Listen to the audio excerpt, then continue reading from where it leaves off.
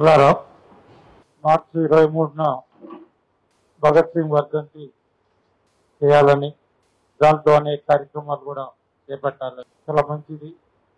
కానీ ఎవరైతే భగత్ సింగ్ ఆశయాలని ఒమ్ము చేస్తున్నారో వాళ్ళు మేము భగత్ సింగ్ వారసులం అని చెప్పుకోవడం చాలా దౌర్భాగ్యమైనది. వాళ్ళు ఈరోజు మతాన్ని, ప్రాంతాన్ని అన్ని రకాలుగా వాళ్ళు ఏబీపీ వాళ్ళు రెచ్చగొడుతున్నారు, బీజేపీ వాళ్ళు రెచ్చగొడుతున్నారు. మరి ఇటువంటి సిచ్యువేషన్ లో భగత్ సింగ్ ఆశయాలని, భగత్ సింగ్ ఎందుకు ఉరికంబం ఎక్కాడు అనేది ఈ జనరేషన్ యూత్ కి చాలా మందికి తెలియదు. ఎందుకంటే ఒక రకంగా 70 సంవత్సరాలు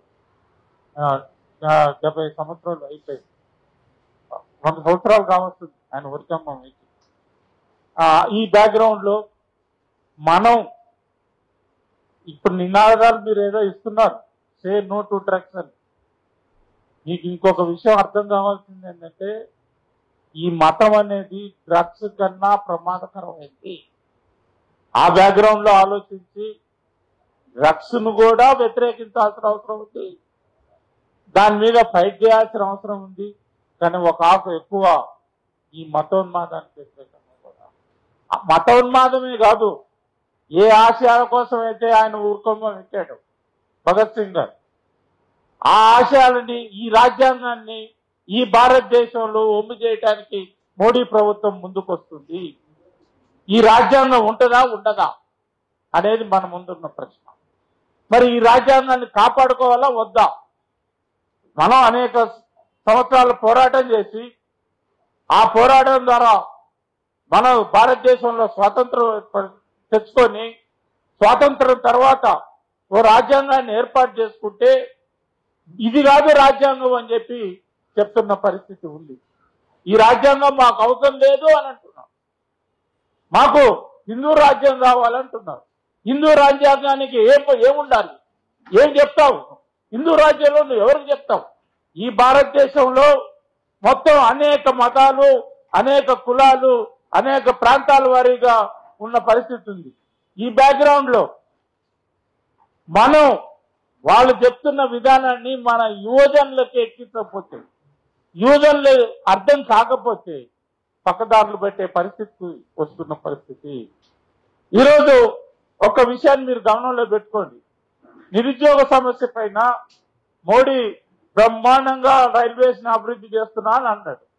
కానీ మోడీ ప్రభుత్వం వచ్చినాక ఎన్ని లక్షల మంది ఉద్యోగాలని రైల్వేస్ లో ఉద్యోగాలు ఇచ్చాడు? ఒకటి. ఉన్న ఉద్యోగాల్ని తగ్గించాడు. అది ఆయన చేస్తున్న పరిస్థితి. ఒక రైల్వేసే కాదు, మొత్తం భారతదేశంలో ఉన్న డిపార్ట్మెంట్స్ అన్నిట్లో కూడా ఆయన ఆ పని చేసిన పరిస్థితి. మరి ఇటువంటి సిచ్యువేషన్ లో నిరుద్యోగుల్ని, యువతని పక్కదారులు పట్టించడానికి వాళ్ళు ఈ యాక్టివిటీస్ చేస్తున్న పరిస్థితి ఉంది. అందుకనే వాళ్ళు నినాదాలు మాత్రం బ్రహ్మాండంగా ఉంటాయి, ఆచరణలు మాత్రం రైల్వేస్ ని ఎంత భ్రష్టు పట్టించారంటే, ఇంతకుముందు రైల్వేస్ లో మేము ఈ మధ్య ఒక మంచి అనుభవం, చాలా పెద్ద అనుభవం అది.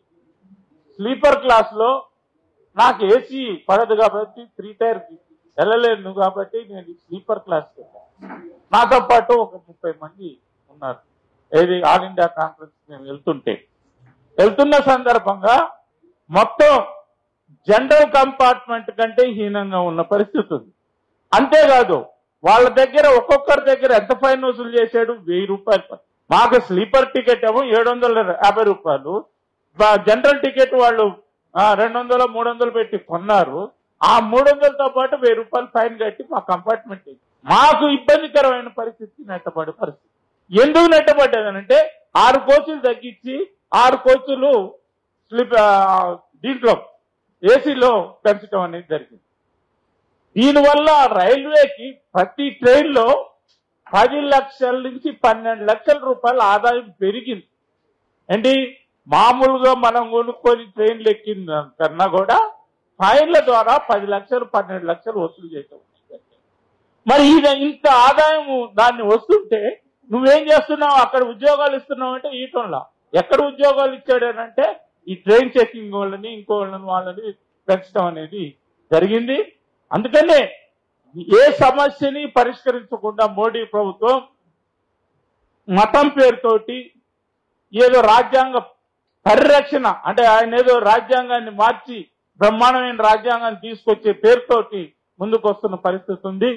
అందుకనే యువత సమస్యలని యువతను పక్కదారులు పట్టించడానికి ఈరోజు మోడీ ప్రభుత్వం కృషి చేస్తుంది. ఎందుకంటే రేపు రానున్న ఎన్నికల్లో మనం గాని జనంలోకి పోయి ఈ రాజ్యాంగాన్ని కాపాడుకోవాలి, రాజ్యాంగం కాపాడుకోకపోతే వచ్చే నష్టాలేంటి, అంతకుముందు ఏదైతే పోరాటాలు చేసి సాధించారో వాళ్ళంతమంది అమరులయ్యారో వాళ్ళ త్యాగాలన్నీ బూడిదల పోసిన పన్నీరు అవుతుంది. మళ్ళా మరొకసారి మనం ఈ స్వాతంత్ర పోరాటంకు సిద్ధం కావాల్సిన అవసరం ఏర్పడుతుంది అనేది చెప్తూ మనం దాన్ని ఈ రాజ్యాంగాన్ని కాపాడుకోవాలని మరొకసారి విజ్ఞప్తి చేస్తూ దానికోసం ఈ భగత్ సింగ్ వర్ధంతిని ఉపయోగించి యూత్ లో ఆయన ఆశయాలని తీసుకుపోతూ మనం చేయాల్సిన అవసరం ఉంది. ఏ యాక్టివిటీ చేసినా మనం దాన్ని భగత్ సింగ్ ఆశయాలను చెప్తూ రెండవది ఈ భారతదేశంలో రాజ్యాంగాన్ని కాపాడటం అవసరం అనే అంశాన్ని కూడా చెప్పడం అవసరం ఉంది అనేది చెప్తూ నేను సెలవు